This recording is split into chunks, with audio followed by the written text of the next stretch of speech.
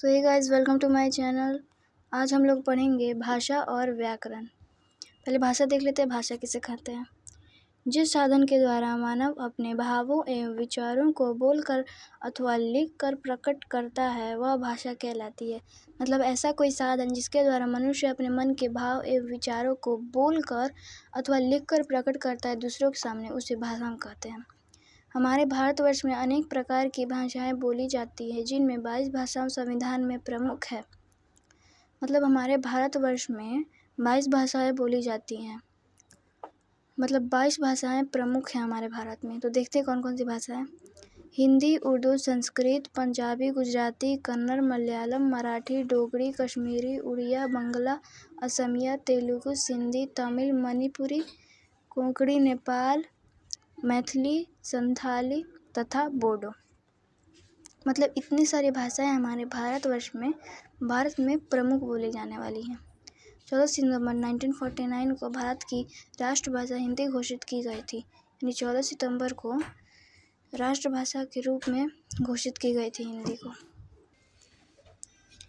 इस भाषा को विश्व में तीसरा स्थान प्राप्त है। मतलब हिंदी भाषा को विश्व में तीसरा स्थान प्राप्त है।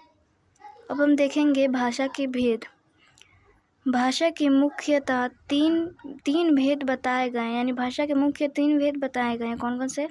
मौखिक भाषा, लिखित भाषा, सांकेतिक भाषा। तो पहले मौखिक भाषा देख लेते हैं। जिस भाषा के द्वारा हम अपने विचार अथवा भाव प्रकट करते हैं वह मौखिक भाषा कहलाती है। मतलब जिस भाषा के द्वारा हम अपने मन के भाव को प्रकट करते हैं, बोलकर जैसे प्रकट करते हैं, उसे मौखिक भाषा कहते हैं, मुँह से बोलकर।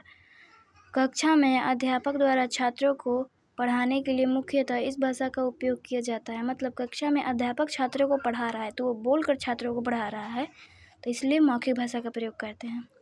दूसरे में है लिखित भाषा। जिस भाषा के द्वारा हम अपने विचारों तथा भावों को लिखकर प्रकट करते हैं वह लिखित भाषा कहलाती है।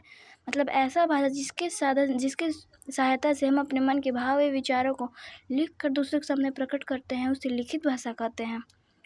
दूर स्थित व्यक्ति को पत्र के माध्यम से अपने विचारों से परिचित कराने के लिए इसी भाषा का प्रयोग किया जाता है।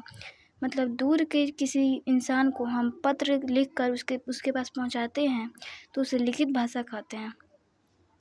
तीसरा है सांकेतिक भाषा। जिस भाषा के द्वारा मनुष्य अपने संकेतों से भावों को प्रकट करता है उसे सांकेतिक भाषा कहते हैं। मतलब ऐसा भाषा जिसके द्वारा मनुष्य अपने मन के भाव को दूसरों के सामने संकेतों द्वारा प्रकट करता है, उसे सांकेतिक भाषा कहते हैं। जैसे क्रिकेट के खेल में एम्पायर द्वारा उंगली के संकेत से खिलाड़ी को आउट करना। मतलब कोई खेल है उसमें एम्पायर द्वारा उंगली से संकेत करके खिलाड़ी को आउट करना। अब है बोली।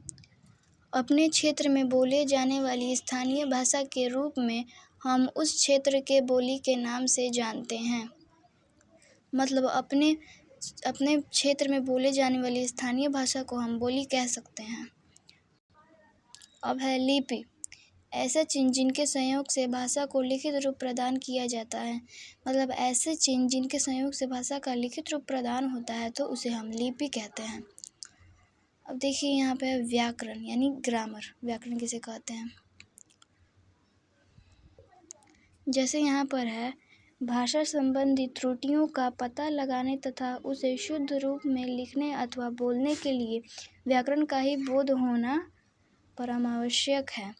मतलब ऐसे त्रुटियों का पता लगाने का जिससे शुद्ध रूप अथवा बोलने का शुद्ध रूप का ज्ञान होता है तो उसे हम व्याकरण कहते हैं। व्याकरण के मुख्यतः 3 प्रकार होते हैं: वर्ण विचार, शब्द विचार, वाक्य विचार। सो गाइस, तब तक के लिए बाय बाय। इतना हम पढ़ लिए, अब आगे हम नेक्स्ट चैप्टर पढ़ेंगे। तो प्लीज़ वीडियो को लाइक एंड सब्सक्राइब करिएगा। Okay, bye bye.